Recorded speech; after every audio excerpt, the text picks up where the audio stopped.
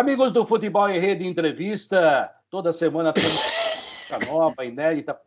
Para de tossir, Cerote. Você já não sabe desligar o microfone? Vamos de novo. Vai! Atenção. 1, 2, 3, 4, 5.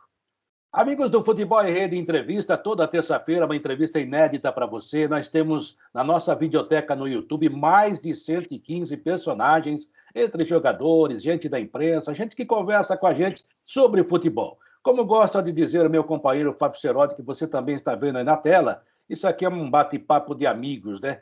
Justamente para lembrar grandes histórias, para falar do futebol e de gente que faz bem para o esporte e faz bem para as pessoas. Ô, Ceroli, você costuma dizer assim, bom dia, boa tarde, boa noite. Hoje você pode falar boa noite, viu, Ceroli? Eu sei, mas esse programa também aparece em qualquer horário para quem quiser ver. Só entrar no nosso canal do YouTube, youtube.com.br Futebol em Rede, tudo junto, e vocês vão ter a conversa com esse brilhante cara que tem história legal pra caramba. Vocês já estão vendo na tela, é o Anilton da Conceição. Anilton, jogador que passou pelo São Paulo, numa época em que o São Paulo vivia momentos de turbulência. Foi parar na China, hoje está em Hong Kong, tem muita coisa legal para falar com ele. Quartarolo, eu vou deixar você ter a honra de. Eu não conheço a China, você conhece Hong Kong, então eu vou deixar você fazer a primeira pergunta para ele. Eu não conheço o Japão, Malemar, estive lá 2 vezes, mas é uma região fantástica. O Adilton, que legal te ver, né? Há tanto tempo que a gente não se fala, né? Eu me lembro de você começando no São Paulo. Eu ainda estava na Rádio Record, depois fui para a Jovem Pan. Você é aquele pontinha direito, insinuante, que chamava o lateral, como diria o Cilinho. Tudo bem, Anilton? Como é que você está? Tá tudo bem. Graças a Deus tá tudo bem, né? A gente faz 25 anos que eu estou aqui na Ásia, né? E, assim, aprendendo bastante, né? Crescendo. Eu vim jogar, depois eu virei treinador. São muitas histórias, muita coisa boa que aconteceu aqui, né? Pô, que legal. Legal mesmo. Aliás, Anilton, se você quiser responder em mandarim, não tem problema nenhum, a gente entende. Essa mudança do Brasil para a China, numa época bem diferente da de hoje, eu queria que você contasse um pouquinho disso. Você era um menino que era uma revelação do São Paulo, São Paulo não vivia uma fase lá muito boa, e você foi parar na China. Como foi essa transferência para o futebol chinês? Como foi a sua adaptação? Teve que comer cachorro? O que aconteceu aí? Olha, na verdade, eu não vim tão novo assim, né? Eu vim para cá, eu tava com 29 anos, né? Porque aí no Brasil tava uma situação assim meio complicada já, e a situação financeira nos clubes menores estava um pouco difícil, e você fazia contrato e não recebia, esses negócios, né, de time pequeno, né? Toda vez você fazia acordo para poder receber e nunca terminava o contrato. E aí eu tive uma oportunidade de vir aqui para a China. A primeira foi em 97, no caso. E foi engraçado que quando eu cheguei aqui eu não falava inglês e não falava chinês e mais ou menos o português, né? E a gente chegou aqui, nós chegamos em Hong Kong no dia 12 de junho de 97. E o empresário estava esperando a gente aqui, veio eu e um amigo meu, e a gente tirou o visto no dia seguinte, no dia 13, e à tardezinha do dia 13 ele colocou a gente num trem para ir para a China. E ele ficou em Hong Kong, colocou a gente no trem e falou assim, ó, vai ter alguém esperando vocês lá na China, em Guangzhou. E nós chegamos lá, era 10 horas da noite, e tinha um carro esperando a gente, levaram a gente para um hotel, e quando a gente estava entrando no hotel, eles levaram a gente para um restaurante, e lá estava um monte de chinês. E eram os donos do time, treinador, e aí o pessoal tudo fumando na mesa, bebendo, né? E a gente não entendendo nada. E foi assim, a gente não entendeu nada do que aconteceu no primeiro dia, porque a gente não tinha tradutor, não tinha nada. Eu sei que a gente comeu lá um pouquinho de arroz e a gente foi pro quarto, fomos dormir, porque estava cansado por causa do fuso horário.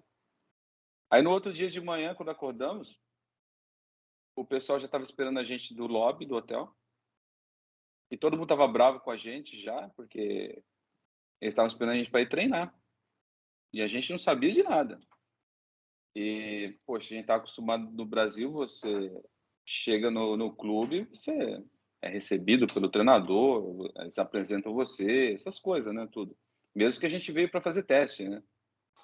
E eu sei que eles saíram andando pelo campo, estavam uns 10 minutos do hotel, e a gente foi atrás. E aí nós chegamos lá no campo, e o treinador xingando a gente, bravo e xingando, e xingando, e xingando, e a gente não entendia nada, né, que estava acontecendo. E aí tinha um brasileiro no time. E ele não tinha falado nada pra gente que ele era brasileiro, muito alto, a gente pensou que era inglês, né. Ele falou assim: "Não, o treinador tá bravo porque vocês não trouxeram roupa de treino". Eu falei: "Poxa, mas como assim roupa de treino, né? No Brasil, você chega no vestiário, a tua roupa tá lá, você troca de roupa e vai pro treino, né, meu?". Ele falou: "Não, aqui cada um traz a sua roupa". E aí eu sei que ele ficou bravo, e aí à tarde tinha treino de novo, o pessoal tinha a camisa era patrocínio da Nike. Eles foram lá, compraram roupa da Puma, roupa da Diadora e deram pra gente treinar, e a gente foi treinando todo dia dessa forma aí. E esse foi o nosso primeiro dia, primeiro dia na China. Que legal, que história. Seródio, ô, Adilton, Então, vou falar para você, você que é um cara que é mais viajado que eu, né? Mas eu e o Seródio, por força profissional, né? Trabalhávamos como repórter, numa época que a rádio viajava, né? aham. Eu estive em Larnaca uma vez e eu olho no mapa e eu me pergunto, como é que eu saí de lá? Então, tem certas coisas que você vive, essa é uma delas. Você fala assim, mas como é que eu sobrevivi a isso? Mas sobrevive, o brasileiro Então, dá um jeito, né? Agora, então. ô Cerote, você gostou da história? Você já passou por Sim. isso? Não, pô, eu não, ninguém foi comprar roupa para mim, porque não cabe. É meio difícil. Mas é interessante. Aliás, eu gostaria de saber como que foi o fim dessa história. O treinador um dia chegou e falou, avisou você que ia escalar ou você teve que jogar de repente? Não, e a história foi longa, porque a gente veio para treinar um mês, no caso, com o time, né. E a gente fez vários amistosos e, poxa, eu jogava de ponta direita, né. E naquela época, você pegava a bola, Ele não te lateral, pôs no gol, não, né? não. Hum.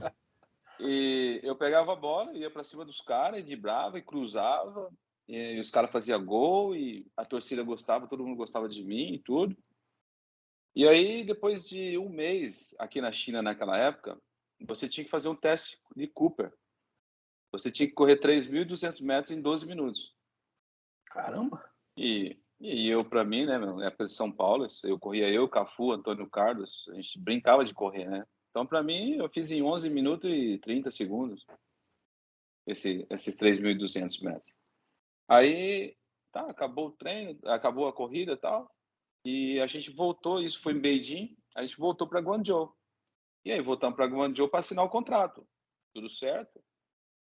Aí os caras chegaram para mim e falaram assim: "Não, o treinador resolveu que falou que você é muito baixinho para jogar na China e nós não vamos te dar o contrato". Eles demoraram um mês para ver que eu era baixinho. Mas aí não assinou o É, contrato?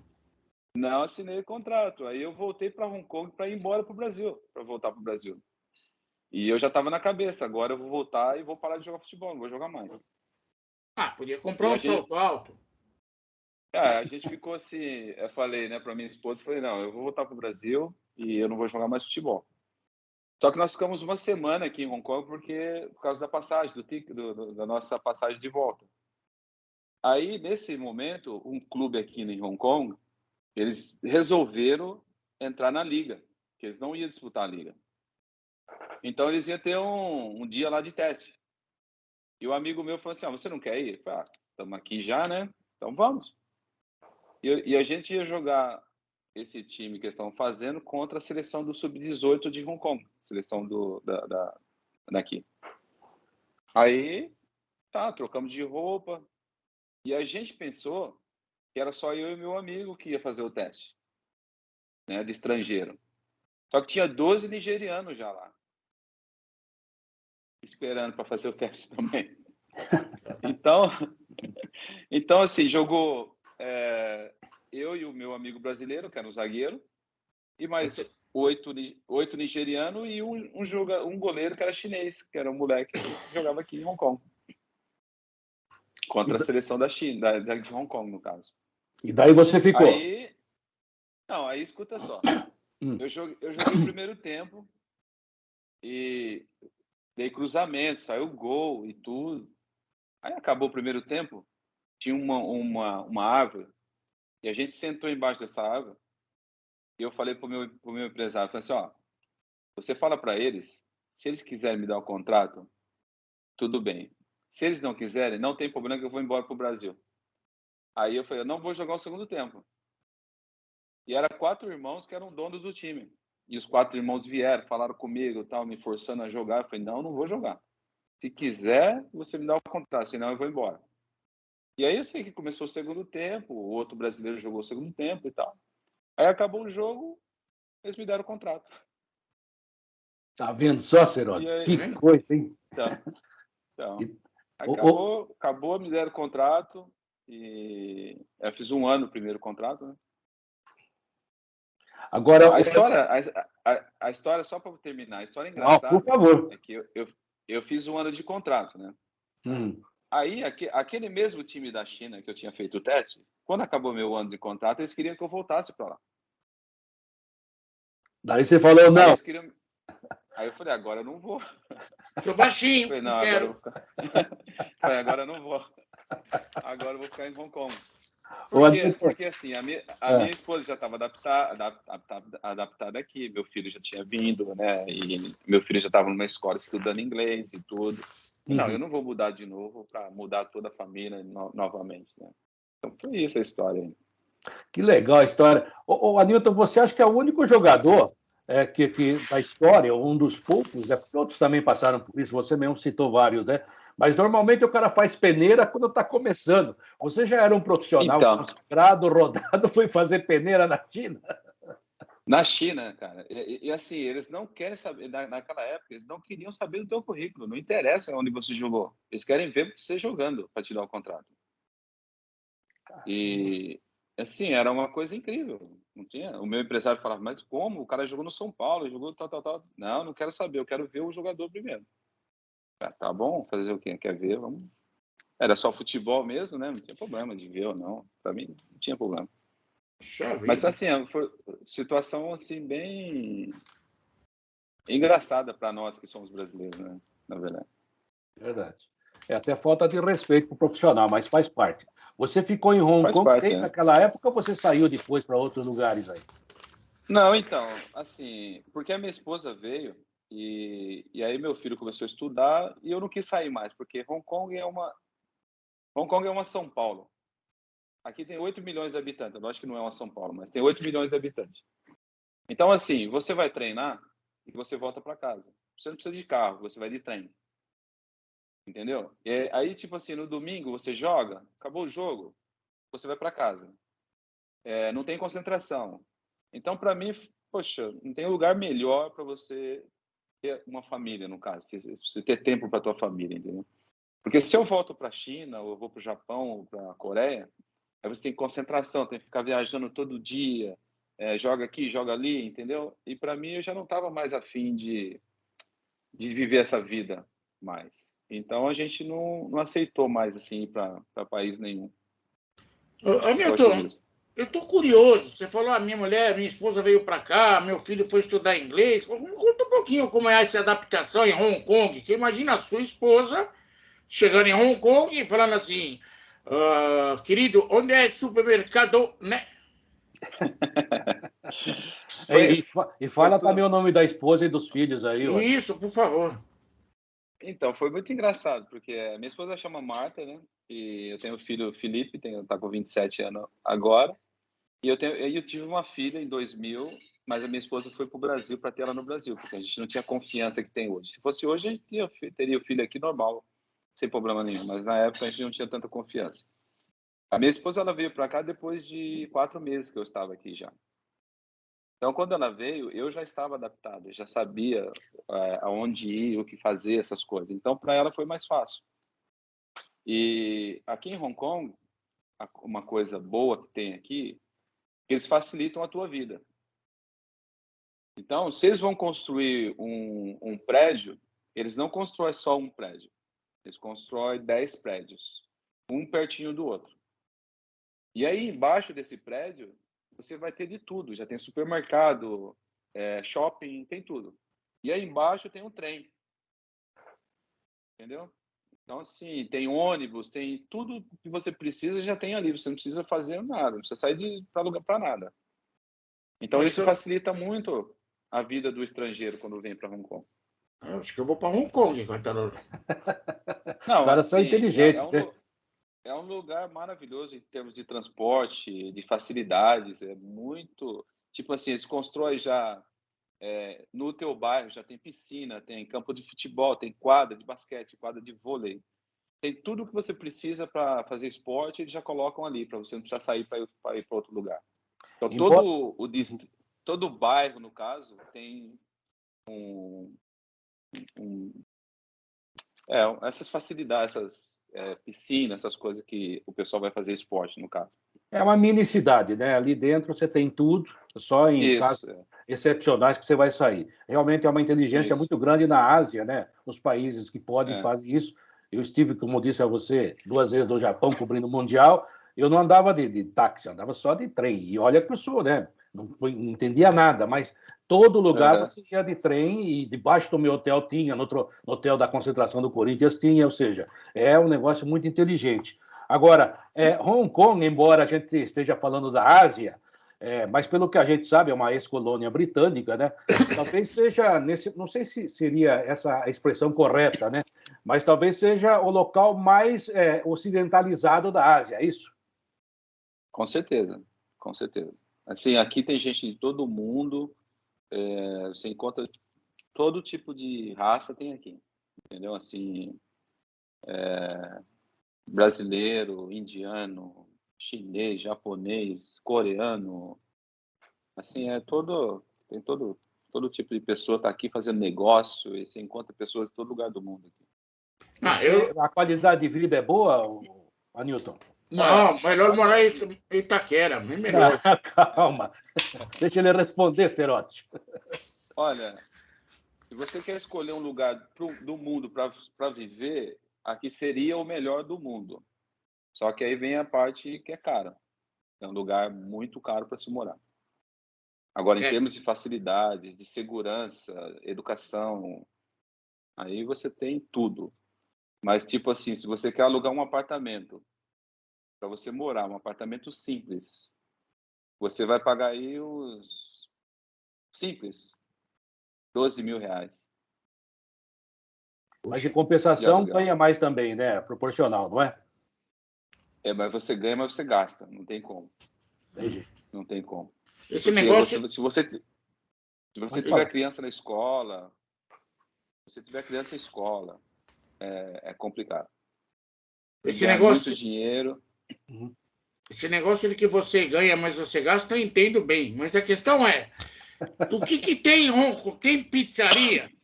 Tem churrascaria? Tudo. Tem pastelaria? Pastelaria não tem. Já vou morrer de fome. Tem pastel, a coisa que eu mais gosto. Lá na frente do Morumbi tinha a feira lá de terça-feira, era o nosso prato cheio. E isso é uma coisa que eu tenho muita saudade. Mas o resto a gente tem tudo. Se você quiser fazer um churrasco, tem picanha, tem costela, tem tudo. O Anilton, é isso que eu falo pro pessoal aqui, né? As pessoas acham que tem pastelaria na China. Pastel é uma coisa nova, né? Eu fui para Portugal procurando... Não tem padaria. Não, tem padaria, mas não do jeito nosso. O Brasil, nesse aspecto, é a mesma coisa da pizza, Seródio. A pizza nossa é melhor do que a da Itália. Eu fui para a Itália também. A pizzaria é uma porcaria. É cultural, é cultural. Eu fiquei pensando assim, se os caras foram comprar mais as rodelas da pizza no supermercado, não sabem nem fazer pizza, caramba. Então, mas aqui o nosso, por exemplo, você vai para o Japão, tem churrascaria, né? Aí você vai para a China, tem churrascaria. Você vai para a Coreia, tem churrascaria. Então, assim, para nós, assim, brasileiros, a gente não sente falta de nada, assim, do Brasil. A não ser o pastel, lógico. Mas a minha esposa faz em casa, de vez em quando a gente faz, mas a gente sente saudade da feira, né? O caldo de cana e pastelzinho. Sabe o que é, Será? Antes de você fazer a pergunta, sabe qual é o problema deles? É que eles não têm aquele óleo de uma semana, aquele óleo de caminhão que fica na feira. Aquele que dá o gostinho ali. Você compra a É mesma marca, verdade, leva para casa, não é igual. É, não é óleo igual. multissabores. É isso É aí. verdade, Mas é ótimo.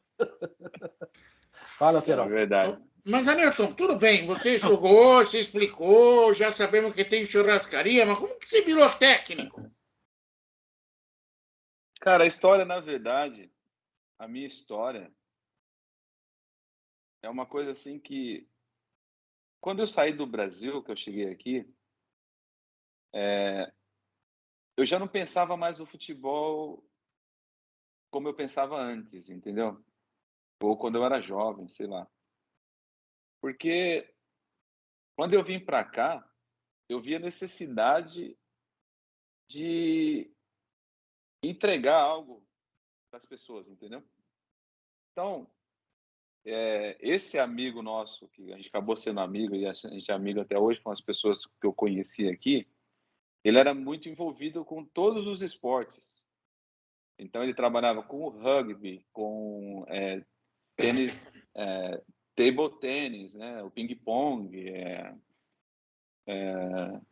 remo. Ele jogou bola quando era jovem. Então, eles tinham um trabalho aqui, tipo dos atletas de Cristo no Brasil. Então, eles iam na comunidade ensinar futebol, basquete. Então, quando eu cheguei aqui em Hong Kong, os meus primeiros jogos foi algo assim muito diferente para eles. Um exemplo, o primeiro jogo meu do campeonato, eu estava junto com o centroavante, a hora que o juiz apitou, ele passou a bola para mim. O certo era eu passar a bola para trás. Não, eu peguei a bola e já fui driblando todo mundo. E aí o zagueiro me parou em cima da linha, ele me deu um safarrão e me pegou aqui pela camisa e me levantou. Era zagueiro inglês. E eu não tenho problema de apanhar, sempre apanhei, levantei, foi falta. Aí a próxima bola que eu peguei, eu fui dentro dele de novo, né? Ele veio, me deu outra sarrafada e eu peguei a bola depois e fui de dentro de novo. E foi assim. Eu ia para dentro dos caras, pegava a bola, driblava 3, 4 e assim, foi tipo assim, foi um sucesso, mas para mim era normal jogar no Brasil. E aí você vem para cá, um nível totalmente diferente do nosso do Brasil. O lateral pensava que eu ia dominar a bola, eu deixava passar. Aí ele pensava que eu ia deixar passar, eu dominava e saía para um lado, saía para o outro. E aí foi assim, a imprensa que fez um boom, né, no caso. Então, aquele meu amigo, ele começou a me convidar para ir nas quadras, nas escolas, para poder ensinar as crianças e dar tipo, fazer como que fala? Esqueço Um as palavras. curso. Não um curso, mas É, fazer uma demonstração, no caso. isso. Isso, uma demonstração. Então, naquela época de São Paulo, a gente fazia muito trabalho com a bolinha de tênis. Então, todo Fininho. jogador tinha uma bolinha de tênis. Eu trazia, né? Sempre tive comigo, porque era um modo de eu treinar. E aí eu comecei a fazer esse malabarismo aí com a bolinha de tênis, parava lá no pescoço, fazia flexão de braço e tal. E aí foi assim. Comecei a fazer isso aí começaram a me chamar para ir em mais escolas. E aí eu comecei a fazer uns treinozinhos assim de dibs, essas coisas. E esse negócio foi crescendo. Aí mais escolas foram chamando, aí começou a ter programa do verão, eles me chamavam. E aí eu comecei a montar treinos maiores, entendeu? Assim, e eu fui pegando aquele gosto, porque eu estava jogando e a gente tinha o salário, né, como jogador, né? Então eu comecei a entregar essa outra parte de graça. Mas para mim foi um aprendizado, na verdade. E aí quando foi em 2001 que eu estava no clube, aqui chama Rangers, eu comecei a ser jogador e auxiliar, no caso. E aí o presidente do curso falou assim: Anilton, você tem o dom para ser treinador. Eu vou pagar para você fazer o curso. Ah, tá bom. gostei, eu gostava mesmo, né, do que eu estava fazendo. E aí eu fui fazer o curso. Até foi engraçado que eu lembro até uma história do Romário, quando o Romário conta as histórias dele, né? E teve um jogo que acho que o Cruyff falou para ele que se ele fizesse gol, ele podia sair no intervalo e ir para o Brasil, acho que ele queria pular carnaval. A minha história foi mais ou menos assim, porque eu tinha que fazer um teste no dia do jogo, no sábado à tarde. Era 5 horas da tarde. O nosso jogo era 3 horas da tarde. E aí eu falei pro presidente, não dá para você me deixar fora desse jogo, que eu tenho que chegar lá, o teste meu é 5 horas da tarde. Eu tenho que estar lá antes para preparar e tal. Aí ele falou assim, olha, se você fizer 2 gols no primeiro tempo, eu deixo você ir. Aí eu fui, fiz 2 gols no primeiro tempo, troquei de roupa e fui fazer meu teste. Aí eu fiz o teste, aí liguei para ele, depois do jogo, ele falou assim, nunca mais você faça isso, o jogo foi 3-2. Quase que a gente perde o jogo. O jogo foi 3-2. Então, Mas foi você isso, a fez os 2 história. gols. Eu fiz os 2 gols. E Combinado aí é foi essa combinado. história, assim. E foi uma história muito legal, porque eles me ajudaram muito, assim, nessa parte. Como eu era... O nosso time era um time pequeno, e os jogadores naquela época do meu time, eles tinham 17 anos, 16 anos. Só que eles já jogavam no primeiro time nosso. Então era muita molecada, e aí esses moleques, assim, respeitavam muito, porque, tipo, a gente ia correr.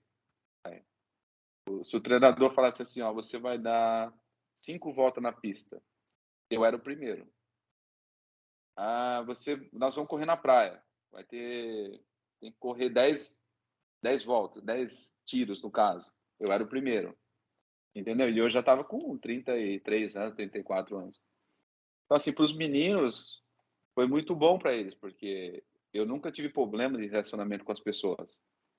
Então, até eu estava conversando com um brasileiro hoje, que eu fui assistir o treino dele, e eu falei assim, olha, vocês são muito importantes para esses jovens, porque é fácil você ficar criticando o jovem, mas se você ser um exemplo para ele, você pode mudar a vida desses meninos.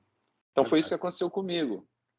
Foi isso que aconteceu comigo. Então, naquela época nossa, e até teve uma janta ontem, e os meninos estavam lá, eles estavam lá.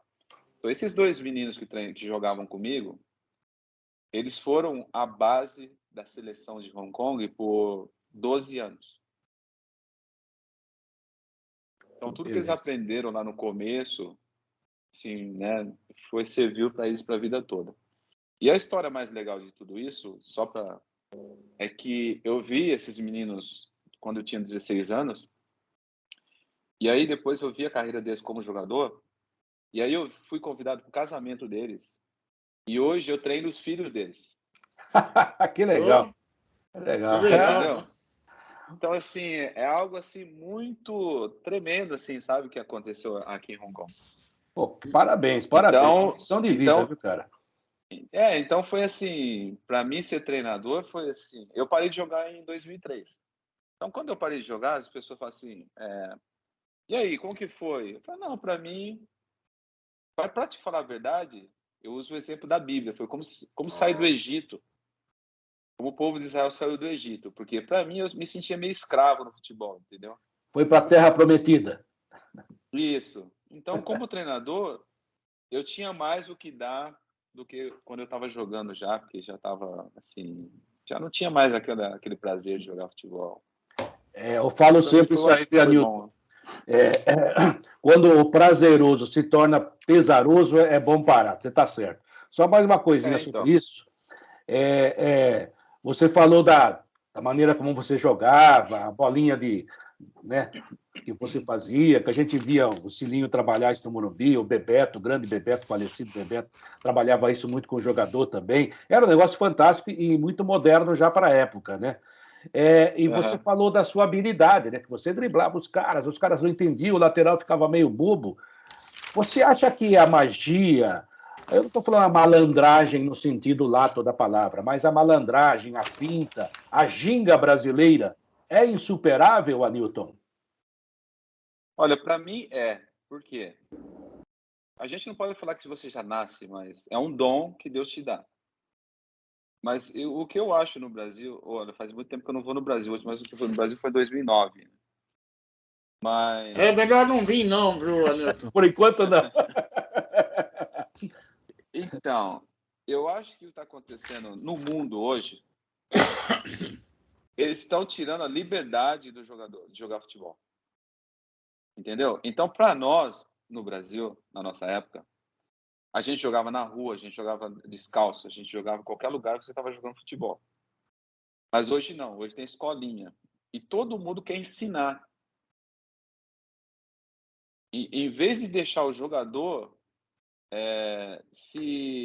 como que fala, nessa idade, para mim, de até Se 12 anos de idade, envolver. Se mostrar, né? deixa, Se desenvolver. deixar.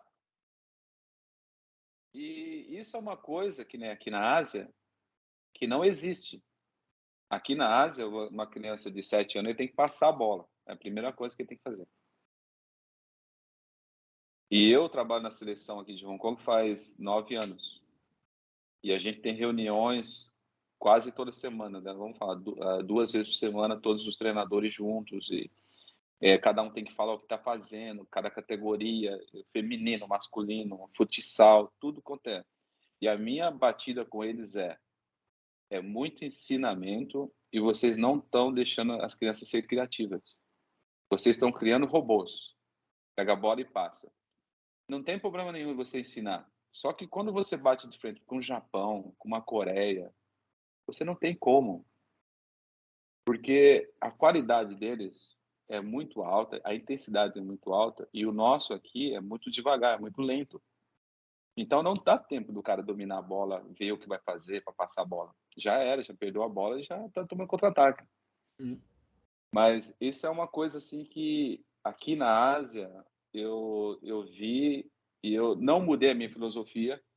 Eu tenho uma escolinha de futebol e a minha escolinha de futebol eu só faço habilidade com as crianças. Eu faço 1 contra 1, 2 contra 2 e deixo eles jogarem. E na hora do jogo eu tenho umas 20 bolas do meu lado. Na hora que a bola sai para escanteio, eu não deixo nem eles bater escanteio. Eu já jogo a bola para contra-ataque. Eu jogo a bola para a criança driblar e eu falo assim, olha, vocês têm que aproveitar, esse é o melhor momento da tua vida. Você passar a bola, você não vai estar aproveitando nada. Então, você tem que driblar. E hoje, os jogadores têm filhos e eles levam para minha escolinha porque o clube que eles jogam, ou são treinadores hoje, não faz o que eu faço. Então, eu não mudo a minha filosofia por causa das pessoas. Eu acredito que o futebol brasileiro, se você não souber driblar, é melhor você estudar e fazer outra coisa. Mas aqui no Brasil os caras adotaram esse negócio de evitar o driblar.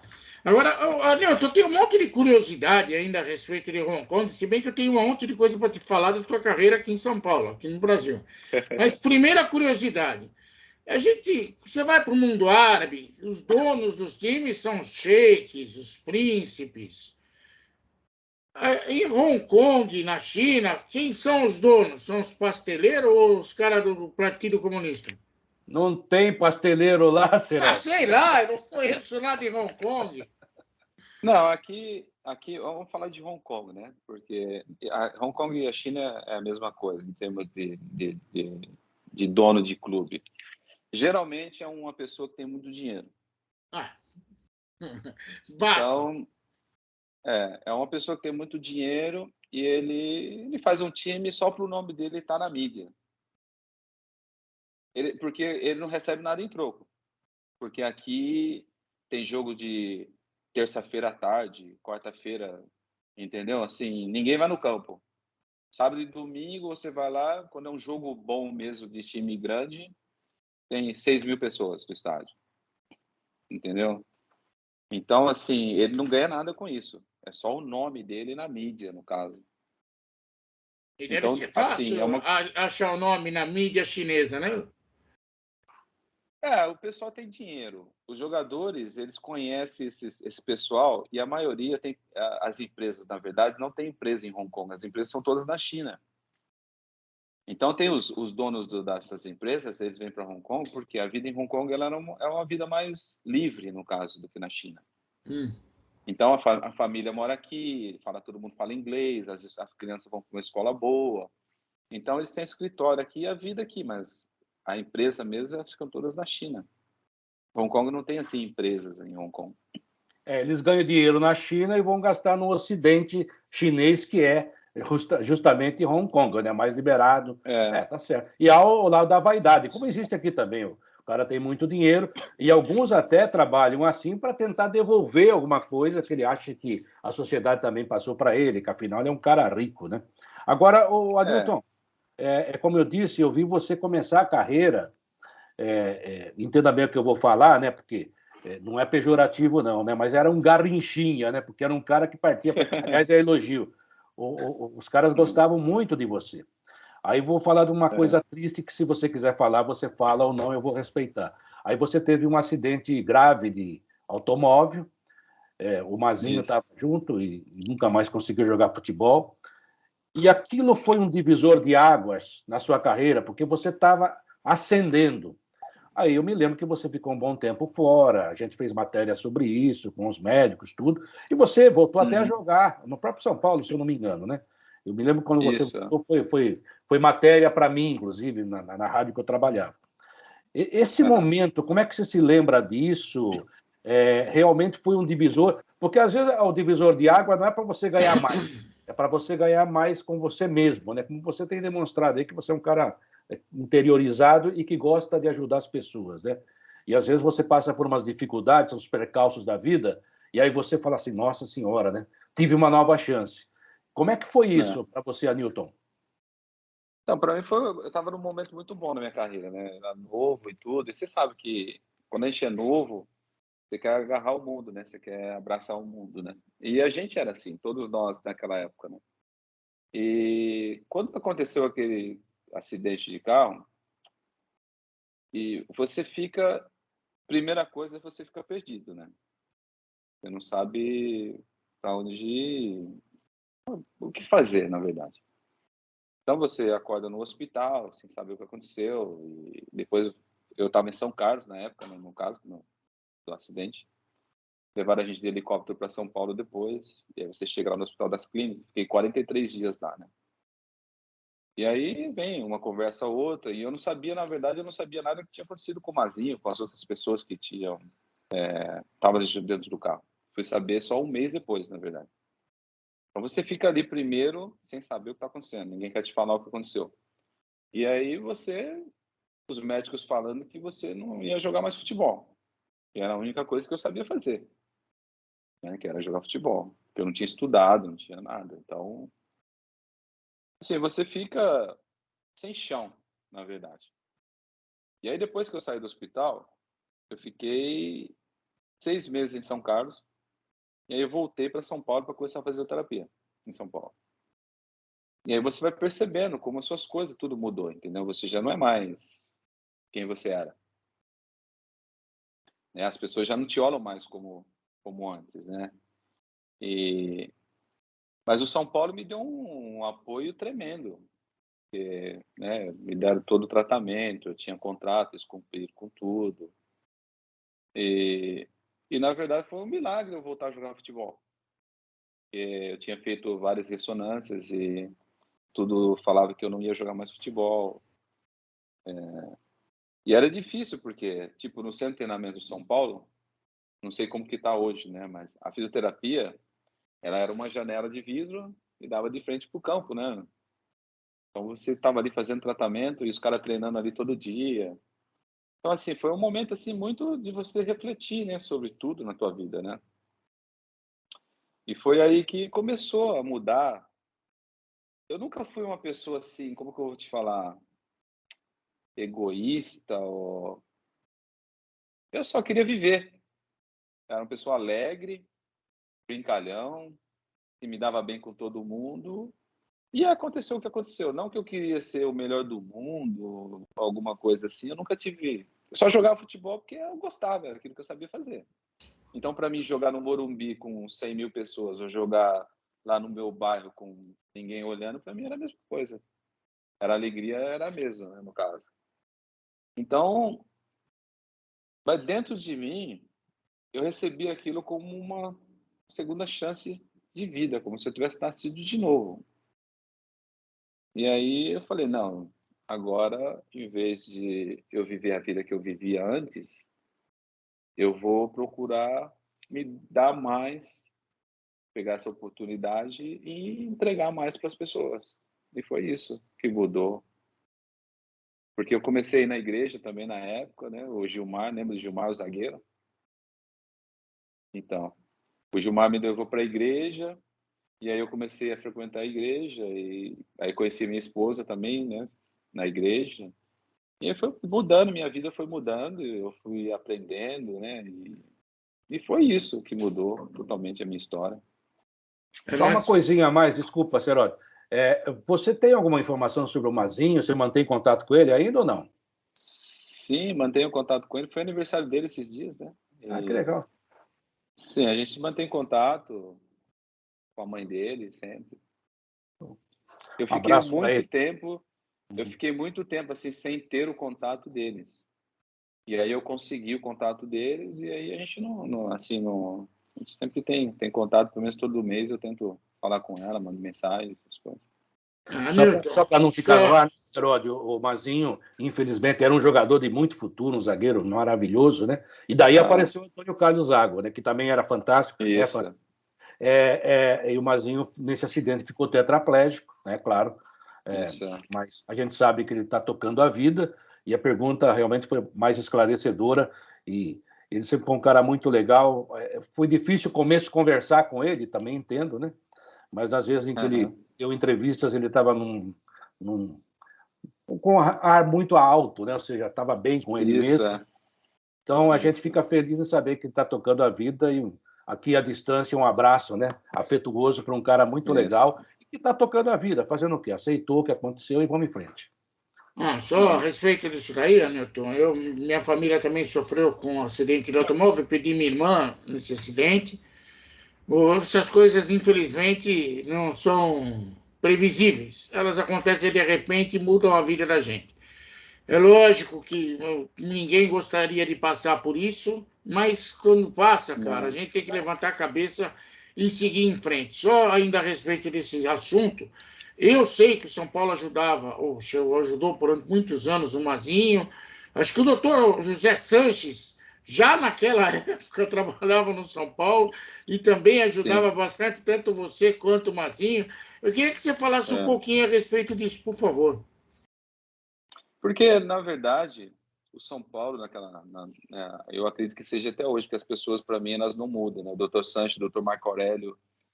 Naquela época, cara, para te falar, o São Paulo não era um clube, para nós era uma família, né? Então, assim, era uma coisa muito diferente. Eu não sei o que as pessoas estão vivendo hoje no São Paulo, mas para nós, a gente ia na casa das cozinheiras, a tia, né? A tia Maria, sabe? Você ia lá na casa dela de domingo, às vezes você jogava no sábado, você ia na casa da tia, sabe? Comer com eles. E a gente tem contato até hoje com ela, entendeu? Então, assim, é uma coisa que não dá para explicar, porque para nós até hoje, a gente tem contato até hoje, na verdade. Então, assim, a ajuda deles, a gente fica até emocionado se falar, né, deles, porque é como se fosse um pai para nós, né? O Dr. Marco Aurélio, o Dr. Sanches, são pessoas que não tem como você, né, esquecer né, dessa afinidade que a gente tem desde de jovem, né? Porque para nós eles eram como pai para nós, né? Lembrando que o Dr. Abraço para os dois, Sanches, é gente boa demais, eu conheço os dois, nossa senhora. Também fiquei tanto emocionado, viu? Nossa tanto senhora. um quanto o outro também tiveram problema do goleiro que sofreu um acidente. Eles ajudaram até ao máximo que pôde, e graças a Deus, no futebol a gente encontra esse tipo de ser humano que não desiste com facilidade da gente. São coisas caras que são tão caras que não tem preço, né? Por isso que são tão boas, né? É isso aí. Não, para você ver, nós temos um grupo do WhatsApp daquela época, e se você ver assim, Para nós, a gente se fala todo dia. Você Entendeu? continua falando com lá, aqueles caras lá, o Zé Teodoro, o Adilson, o Ronaldão, todo mundo Bobô, tá no grupo. todo mundo tá no grupo? Não, o Bobô acho que não tá no grupo, mas tá o Nelsinho, Zé Teodoro, Visoli, Edmilson, tá a galera toda, o Cafu tá... O Bobô sumiu, não sei por quê, parece que ele se apaixonou, mas Ficou rico. já que vocês conversam entre vocês, Anilton, conta para nós um segredo milenar. O São Paulo foi ou não foi rebaixado em 1990? Eu gostaria de saber também, até hoje eu não sei, cara. Aqui tem cada história. Cara, porque foi nessa época que eu sofri o acidente, entendeu?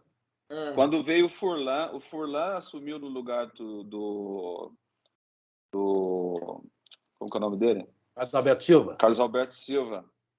Aí o seu Pulpo Gimenez assumiu, depois que o Carlos Alberto saiu, porque o Carlos Alberto tinha uns probleminhas comigo, porque eu aprontei muito antes dele. Entendeu? Então, quando eu cheguei de volta no São Paulo, que eu fui emprestado 6 meses para o Noroeste, de castigo. E quando eu voltei, era o Carlos Alberto, e ele ouviu muitas conversas sobre mim e tal, e ele me deixou meio de castigo, né? Então, ele não me deixava jogar muito, mas o seu Pulpo Gimenez era meu pai, porque ele foi meu treinador, aspirante no Júnior de São Paulo, e, poxa, ele confiava em mim demais. Então, no primeiro jogo que ele assumiu foi contra o Santo André, no Morumbi.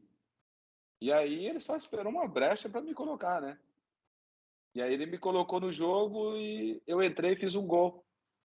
Não sei se você lembra, o Cafu fez um gol quase no meio do campo. Lembro. Eu estava nesse jogo. Então, o Cafu apagou o meu gol, porque o meu gol foi bonito pra caramba. O Zé Teodoro bateu lá do lado direito e eu peguei ela de voleio assim e fiz o gol, né? Pô, bate do golaço. E aí o Cafu me vem lá e chuta lá do meio da rua e faz um gol. Ninguém lembrava do meu gol mais depois do jogo. O Adilton, esse Cafu tem uma sorte, viu? Mas esse é outro cara maravilhoso também, que Deus tem que abençoar todo dia. Agora, viu, Anilton? Eu citei o começo da sua carreira. Você trabalhou com o Cilinho, né? Foi ele que me levou para cima, foi ele. O meu primeiro jogo com o Cilinho, como profissional, foi contra o Palmeiras, no Pacaembu, e nós ganhamos 2-1, que foi o finado Rivaldo, que fez o gol de pênalti. Não sei se vocês lembram. E aí depois o Marcelo, que fez o segundo gol, entrou no meu lugar, que teve... o Edivaldo que fez o primeiro gol. Isso. De pênalti. E aí, o segundo gol, teve um apagão no Pacaembu. Não sei se vocês lembram. O Cilinho foi expulso naquele jogo. Foi uma loucura. Eu sei que o Cilinho me tirou naquele apagão, ele me tirou do jogo. E aí o Marcelo entrou no meu lugar. E aí o Marcelo fez aquele golaço, que ele deu um chapéu no Nenê e fez o gol. Gol no Zete. Então, aquele jogo... Eu acho que foi o Nenê, no gol do Zete, isso é verdade. O Zete era o goleiro do Palmeiras. Isso. Então foi aquele primeiro jogo meu com o Cilinho. Eu tinha 22 anos na época. Em 88. Não, tinha 20 anos, né? Na época. Você sabe que nesse jogo aí, viu, Celódio e Anilton, nós tínhamos na Jovem Pan o Cláudio Karsug, né, que está aí, 80 e poucos anos, feliz da vida, namorando de novo, Deus que ajude. Gente boníssima. Eu quero chegar assim. Pô, fantástico. Aí, e a gente, depois do jogo, no terceiro tempo, né, o Milton falava assim, nota do Anilton, nota não sei de quem, nota não sei de quem. E todos nós dizíamos assim, Marcelo, nota 10, aquele gol foi gol de Pelé, né? Aí o Karsug fala assim, sem nota, porque para mim, jogador que entra só faltando 15 minutos, eu não dou nota. Ele só decidiu o jogo. Mas só que história maravilhosa, né? Então. Mas quer dizer que você não sabe se rebaixou? Não sabe. Olha, eu não sei. Pra te falar a verdade, eu não sei, porque eu fiquei fora, eu fiquei no hospital, estava naquele negócio, e eu não me lembro mesmo, não tenho nem noção do que aconteceu naquela época. Você sabe, Anilton, eu sou São Paulino, eu também não me lembro disso. Mas eu sou santista e acho que caiu. O Anilton, conta uma história gozada do Cilinho aí, que ele tem muitas, né? Deve ter com você também, né? Cara, o Cilinho era, assim, ele era uma comédia, porque para mim, o mais engraçado para mim, que eu era jovem, eu não entendia muito de tática, esses negócios, a gente só queria jogar, né? E aí quando você sobe profissional, e vem o Cilinho e começa a fazer um treino tático sem bola. E ele chamava de treino invisível. Né? Você fazia que estava jogando a bola com a mão, né? Então, para mim, aquilo lá foi, tipo... Mas o engraçado de tudo, que chegava no domingo e dava tudo certo. Tudo que ele fez dava certo. Entendeu? Ele era Então, para gênio. mim, assim, assim, era uma coisa assim... Para mim, era engraçado. Foi uma das coisas mais, assim, loucas que eu já vi no futebol. Mas que dava certo. Tudo que ele fazia, que ele colocava a mão, realmente... E a outra é que ele fazia a gente fazer teste de velocidade. E aí ele escolhia o centroavante pelo teste de velocidade. Mais rápido tinha que ser o centroavante. E aí eu lembro que tinha um zagueiro, o Glauber, que era 69, se não me engano, 70. E o Glauber subiu para o profissional e o Glauber era o mais rápido, só que ele era zagueiro. E o Cilinho inventou e o Cilinho ia por ele de centroavante. Então ele tinha essas coisas assim, né? Mas foi bom, assim, um tempo muito bom, aprendi muito com ele. Nilton, aqui na época que eu era repórter da Jovem Pan, eu trabalhava no Corinthians, o Tite era o técnico do Corinthians, o Tite fazia o Ghost Treino. Era o time contra um time fantasma. Aí um dia uma bola foi para o Coelho, lateral direito, e o Tite gritou para ele assim: cruza que você tá sozinho. Aí eu rolei no chão. Ele falou: que você tá dando risada? Eu falei: se o time o jogo, o treino é contra o time fantasma, lógico que ele tá sozinho, burro. É daquela época, de Adilton, a gente falar isso hoje aqui no Brasil, os caras acham que a gente está mentindo, mas você deve saber e conviveu com isso. A gente via o treino do lado do campo, né, do gramado, né, os repórteres. Né? Você dava entrevista todo dia, praticamente, os jogadores davam entrevista. Todo Hoje dia. você fala isso para a molecada, aí eles falam assim: isso nunca existiu. A gente entrava no vestiário, né, Adilton? Sim. Verdade. Entrava no vestiário, entrevistava o cara tomando banho. Não sei se você lembra disso. Verdade. E daí botava para o cara ouvir o gol. Olha o gol seu aqui, não sei o que lá. E dava Poxa, choque. dava. Ô, Nilton, olha, suas histórias são maravilhosas. Mas deixa ele contar do Marcelo, que ele estava começando a falar que o Marcelo foi para a Grécia. Conta essa, Nilton. Não, então, a gente tem contato. O Marcelo foi para a Grécia, a gente nunca perdeu contato. Ele virou um deus grego, você é um deus ronconquiano. Ele tem muita moral lá. Mas então, você vê, porque tem aquele jogador, né, Nilton? E você é um cara inteligente, já mostrou isso aqui, um cara sensível também, muito humano, né? Você, claro, não é a maior ponta-direita da história do futebol, nem o Marcelo é o maior centroavante. Mas são pessoas maravilhosas que ajudam o futebol a melhorar, porque são essas histórias que fazem o futebol. É claro que tem aqueles, né, aqueles iluminados, né, tipo o Pelé, Messi, esses caras aí, não vamos discutir. Isso aí deixa eles lá. E eles também têm histórias maravilhosas, inclusive histórias muito parecidas com a sua, né? Com a nossa, com todo mundo. São pessoas, e as pessoas acham que, né? Conosco, que a gente não é nada, né? Eu trabalhei muito tempo na Jovem Pan, trabalhei na Fox. Algumas pessoas que dizem que me conhecem falam assim: como é que você conhece o cara? Porque eu sou gente igual a todo mundo. O meu cheque também volta de vez em quando, é tudo igual. Mas, olha, esse tipo de história é muito legal ser contada, para a gente conhecer. Por exemplo, o Nilton jogou no São Paulo, fez uma carreira legal, né? Teve problemas do acidente, caramba. Onde está o Anilton? Está em Hong Kong, trabalhando e vivendo bem. Pô, que notícia maravilhosa, né, Serote? Poxa, parabéns. Treinador em Hong Kong. O dia que aparecer... Que sucesso, né? O dia que aparecer um Maradona hongkongiano, tiver escrito nas costas do Maradona, Made in Hong Kong, eu vou dizer, foi treinado pelo Anilton. Made é Nilton. Vamos dar um abraço dele, que a história dele é maravilhosa. Dá para fazer 3 programas, né, Serote? Muito obrigado. Desculpa atrapalhar a tua vida em Hong Kong. Justo hoje que tinham arrumado uma pastelaria no teu bairro, foi atrapalhar isso. Mas obrigado mesmo de coração. Dá um beijo na tua esposa, na dona Marta, um beijo no seu filho. Se quiserem ficar mais tempo, não tem problema nenhum. Não, o problema aqui somos nós mesmo, que daqui a pouco a mulher da gente manda nós ir embora. Não, o problema é o YouTube, né? O YouTube Então, fala tá assim, bom. é 1 hora, é 1 hora. Mas Então, a gente vai fazer a Newton parte 2, eu quero ver eles segurarem. isso, eu tenho uma notícia assim para te dar que eu tô voltando pro Brasil agora. Epa!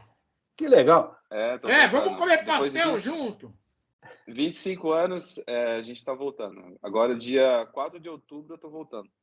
Aí, mas Partir de vez. você vem para passear ou vem para trabalhar? Não, agora eu vou de vez pro Brasil e vou ficar um tempo aí para ver o que eu vou fazer, mas eu não volto para Ásia, só para passear no caso, né, mas para trabalhar não. Chegou a hora de voltar para casa. Não vou falar para Muito você, tempo fora. seja bem-vindo, porque você vai se arrepender já no dia 5 de outubro. Mas tudo bem, faz parte do show. Não. Faz O parte. país, o Brasil, como dizia meu avô, que era italiano, ele falou assim: eu sou mais brasileiro que você, que eu adotei. Quem adota é mais do que quem nasce. Porque eu nasci, tenho que ser brasileiro. Ele falava assim: faz Aqui 100 tem umas anos que eu diferenças. Faz 100 anos que eu ouço que o Brasil é isso, que o Brasil é aquilo e continua de pé. É uma coisa maravilhosa, o Brasil é muito forte. Newton, eu queria fazer minhas as palavras do Fábio Cerotti. Fiquei muito feliz em te ver. Você não sabe quanto, porque vou dizer para você, né? Vocês também fazem parte da carreira da gente. E eu posso falar isso, eu vi você começar mesmo, né? E é muito legal saber que você está muito bem e fico feliz. Você nem se lembra muito, mas eu me lembro das entrevistas que eu fazia com o Cilinho, com você, da garotada. Quem apanha não esquece. Não, infelizmente, é incrível isso. Infelizmente, eu guardei pouca coisa na minha carreira. Hoje aparece mais no YouTube coisa que eu fiz do que eu tenho aqui em casa, mas faz parte. E com você também deve acontecer a mesma coisa. Newton, olha, seja feliz. Uma boa noite aí em Hong Kong. Como é que foi o jantar hoje? Pastel. Hoje foi um franguinho do Brasil. Opa! Quem não gosta de frango, né? Então falaram, as galinhas brasileiras vão longe. Vai longe. Pior que vai eu longe só mesmo. não gosto de. Eu detesto o frango, só como de manhã, à tarde e à noite. Eu adoro. Newton, seja feliz, beijo, cara. Parabéns. Seja bem-vindo de volta ao Brasil. Não dá bola pro gordinho aí, não, porque o nosso país é maravilhoso também. Lindo problemas. Seja bem-vindo de volta. Obrigado, viu, cara? Obrigado. E qualquer coisa, só manda uma mensagem aí que estamos juntos. O que precisar, tá em casa. Tá convidado para comer pastel na feira comigo. Um beijo. Eu pago o cardo de cana. Beleza. Um beijo no teu coração. Obrigado, Anilton.